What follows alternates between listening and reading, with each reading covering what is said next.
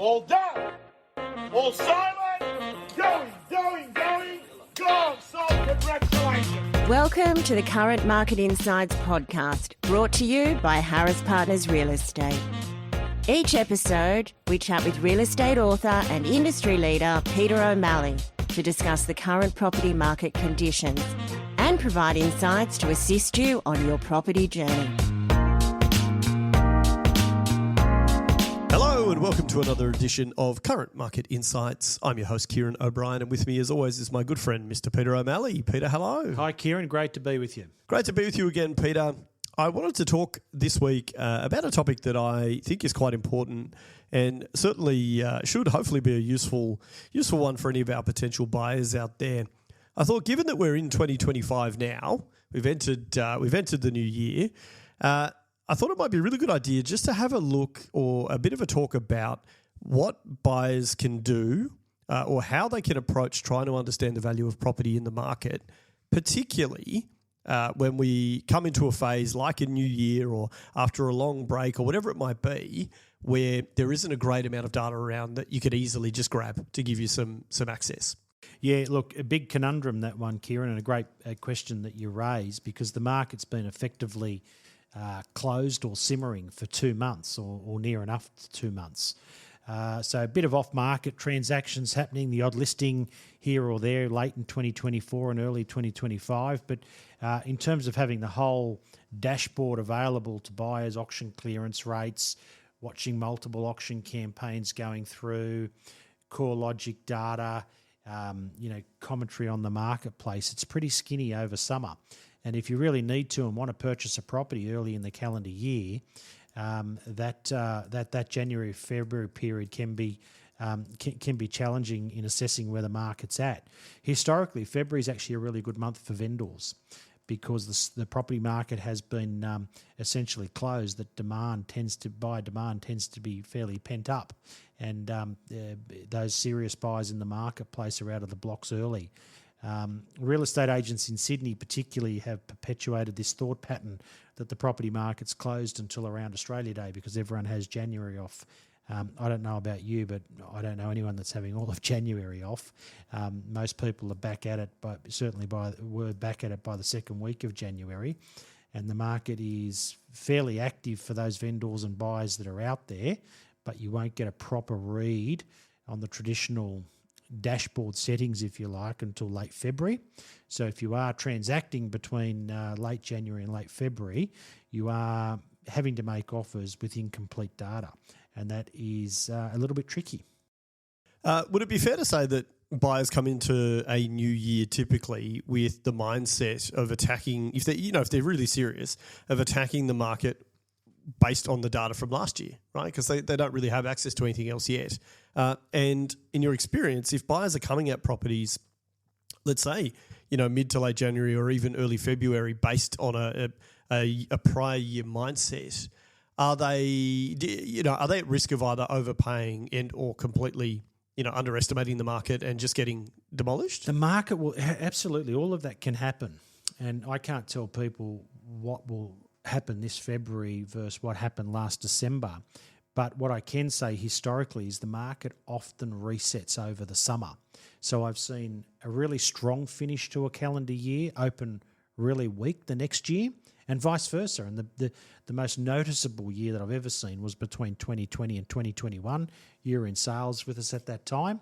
It was a fairly sluggish finish to 2020, and who knows what went out in the water over Christmas. But we started showing properties in January 2021, and there were queues literally down the street because you could only show 2 parties at a time or whatever the COVID restrictions were. And that was the start of the largest property boom that most real estate agents have ever seen, 2021. But there was no indication in late 2020 that was coming. So I'm not suggesting that the market is going to have the mother of all booms in 2025. But what I am saying here, Ciaran, is 2024 is over. And what happened in 2024 is irrelevant to what will or won't happen in 2025, and buyers must play the game accordingly. All right. Well, that's the point of this conversation today. So we accept the fact that a calendar year, in simple terms, ends the sales cycle for people in Sydney, and we're very much saying that about coming into 2025. So what options then do buyers have? We always say on the podcast, we typically tell people, go and do your research, jump on the portals, have a look at what's selling, look at the auction clearance rates, jump, SQM research, blah, blah. But, we give them 1,000 different places they can go. You've written books on the topic. Where do they go when they're, when you're effectively saying, well, there are no metrics at this point, or there are, I feel like we're in a bit of a trailblazer scenario where, one buyer has to go out and just say, I'll do it. I'll carry the torch forward and buy something. It can be a little bit like that. Instead of benchmark, yeah. Yeah, it can be a little bit like that. I'll tell you a tactic that we caught on to was happening in the marketplace with some agents late last year. And a property sold late last year, and not with us, and my colleague showed it to me. He said, have a look at this. And I looked at this sale, and it was generic product, yeah? And it was a really, really high price. And I said to myself, the only way that real estate agent was private treaty off market, the only way that real estate agent sold that property for that price is they lied to the buyer by saying, I've got another offer at X and you need to beat it if you want to buy this property.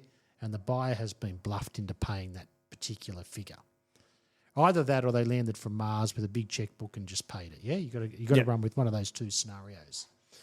This was 4:00 on a Saturday afternoon that I spoke with Tony in our office and had this chat. The very next phone call was a friend who rang me at 4:30 on the same Saturday afternoon and said, Peter, I've been trying to buy a property in Balmain. I should have phoned you earlier. I'm sorry, but I thought I'd found one and I've missed out on it and the agent lied to me. I said, what do you mean? Oh, look, I really wanted this property. And he said to me, if I want to buy it, I've got to pay over 3.7. And I said, I'm not paying over 3.7 for that property. And the next minute it sold for 3.45. And then I rang Tony back and I said, mate, that is exactly what's happening here. Is the agent is fly fishing with this really high price, saying to the buyers, if you want this property, I've got another buyer at a much higher price and this is what you need to pay to get it. And my friend, who's a very seasoned lady, professional lady, called the agent's bluff and said, no chance, I'm out. And the next minute sells for $250,000 below what he told her she had to pay. And she said, if I had known it was around those levels, I would have bought it. I was like, yeah, because they've invented an offer trying to see if they can, achieve a record price from you. So buyers need their wits about them, Ciaran. As you say, I've written books, we do podcasts. When buyers are out in the field, they need to play the game that's in front of them. And if that's all too complicated, they need to go and hire a professional that knows the game that's being played. I'd encourage anyone who just heard Peter's anecdote there and felt something to listen to our Phantom Buyer episodes, because we certainly talk about this. This is an issue across some, agencies in real estate. I wonder then, just being a little bit pragmatic, I guess, if, sticking on the concept of doing your research before you buy, which, as we say, in a let's call it a data blackout period over the summer, what do you think is a reasonable time frame for a buyer to, say, go back into the previous year to set a bit of a benchmark? And I say that with a word of caution that, of course, we don't know how, property year on year coming out of the gates in January or whatever is going to act. So it could be, a 10% rise one year and a 20% drop the next year. We don't know 100%. But do you think, with summer being statistically a bit of a 2-month shutdown, do you think that there is a reasonable date where you could say to buyers who are trying to research into the new year, look, from this point onwards, you're probably somewhere in the ballpark to late February, as I've described, late February. So let's cut. But what about the year preceding? Like, how far back can they go to grab some data before feel it becomes irrelevant? Yeah. No, look, if you can't handle transacting without incomplete data early in the year, go to the sidelines. Go to the sidelines and come back in March. If you're going to transact or looking to transact in the first 6 weeks of the calendar year, you are making an assumption or a bet of sorts as to how the market's tracking for the forthcoming year, or you don't care, you just want to buy a property at a price and then you're out of the market and you forget about it. If you want clarity, I don't think looking back is the way to go, because the narrative has changed over the summer, to answer your question, Ciaran.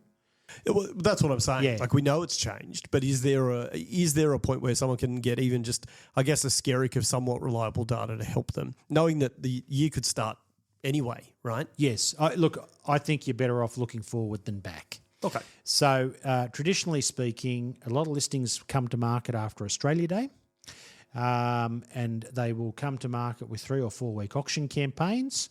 So certainly by the end of February, if not sooner, you'll get a sense of how the market's performing. How high are stock levels? What are auction clearance rates? What are the prices that are being achieved? Are buyers coming up to meet vendors, or are vendors coming down to meet buyers? Does the RBA cut in the middle of February, as a lot of people are suggesting they may? They're all the questions that will be answered by the end of February. If you're going to transact before all of that happens, you need to accept you're transacting with incomplete data in front of you. Yeah, would it be fair to say you have to, if you're going to buy before the end of February, you need to get comfortable with being a little bit uncomfortable, because you will have to make some decisions that are tough without, as you say, without a complete set of data behind you. Look, as long as you can live with the decisions that you make. So people made decisions during 2021 when mortgage rates were 2.2%, and it's worked out for some people and it hasn't worked out for others. But at the end of the day, if you transact, you've got to live with the decision you've made, because an unconditional sales contract is not reversible. You don't get to get 6 weeks down the track and say, this is not feeling so good for me now, so I'd like to back out. So do you think, with that in mind, that it is a tougher time, that would you have some advice for, I guess, less seasoned property players, first home buyers, young couples? Would you say to them, genuinely, if they'd called you and asked you to be a buyer's agent or give them advice, would you advise them to buy in the first couple of months of the year? Or would you say, look, honestly, for you guys, it's probably better to sit back and play when the field's a little more stable? stable? I don't know how the market's going to play, I wouldn't get caught in a conversation where I'm advising them to buy or not to buy. I think that would be too risky, because the market could pop. If they do cut interest rates, and the narrative after the January 29 quarterly inflation is, a rate cut's right on the cards, there could be a relief rally where the market rallies a few percentage points and makes back all the losses that it had racked up, which was about 2% late last year. The market could pile that back on in a relief rally on the back of rate cuts. There's many fluid things to happen. No, I prefer to go with a more timely perspective, is that you need to ask yourself, how does this property look like if I own it in 5 years, 10 years, possibly even 20 years? That's the sort of conversation you want to be having with a buyer who's nervous about the current market. Is look further down the track, because there's always going to be this short-termism. Market peaks, market bottoms, bounces up and down, and you just got to be comfortable as to why you're buying the property and understanding the fundamentals and how that property's fundamentals apply and benefit you. Oh, it just goes back to Buffett's philosophy, right? Buy what you believe in and hold it. Correct. Yeah. So as we wrap up then, you've made some good points that it is challenging. It's challenging to purchase anything, I think. If you're an inquisitive person, it's hard to make a purchase of any substantial value, especially with incomplete data. It can be hard even with all the data. It's hard for a vendor by the same token. It's hard for the agent. We're bringing offers to people and they're saying, well, what should we do with this offer? And you don't always have a lot to reference, right? That's right, yeah. So everyone is transacting with incomplete data, not just the buyers, yeah. Yeah. So I guess to wrap it up, would you say that the best thing the buyers can do is firstly recognise that the first couple of months of the year is fluid always, and Correct. No one really knows what's going to happen. It takes about 6 to 8 weeks, roughly, for things to kind of stabilise and give a bit of, I guess, indication of where the market's at. That the same resources and tricks and tactics that worked for you in the previous year may not work at all, and in fact could be detrimental in the new year. But ultimately, that there's no pressure to buy, so you can always step back if you're not 100% confident. But if you have to be somewhere, then you can always go out, look for a buyer's agent, find yourself a trusted consultant. You can get people who are a little more, experienced in the industry to come and give you some guidance to help. But even they won't have the full picture, right? They won't have the full picture, but these are all annual trends for us, Ciaran.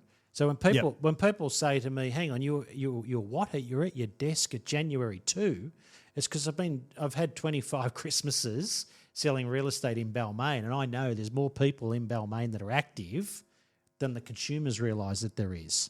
So one of the properties that we've sold this year, I spoke to the client on the 23rd of December and I said, I want you on the market on Saturday, the 4th of July. And he said, call me when you're back at your desk in the 2nd and we'll put it all in place. We listed it on the 2nd, we showed it on the 4th, we showed it on the 11th of January and we sold it on the afternoon of the 11th. That's a surprise to the client. He took a leap of faith. He came with me. That may be a surprise to people that are hearing that story. I knew that was going to happen. I've had many good clients where I've had them first to market for the calendar year and had them wrapped up before most agents have got back from their Christmas holidays because we've taken advantage of the lack of stock that's in the market. The big question here is how much stock comes to market from Australia Day onwards. That's when a buyer will get a true indication of where the market's at. Yeah, certainly an interesting path ahead, every year, but particularly this year. Really great discussion today, Peter. A topic I certainly have a lot of interest in and hopefully our listeners do too. Thanks so much for coming in and talking with us. Thanks, Ciaran. And thanks to everyone for listening to Current Market Insights. We look forward to speaking with you next time. Thanks for joining us on the Current Market Insights podcast, brought to you by Harris Partners Real Estate. The podcast providing real estate insights you won't find anywhere else.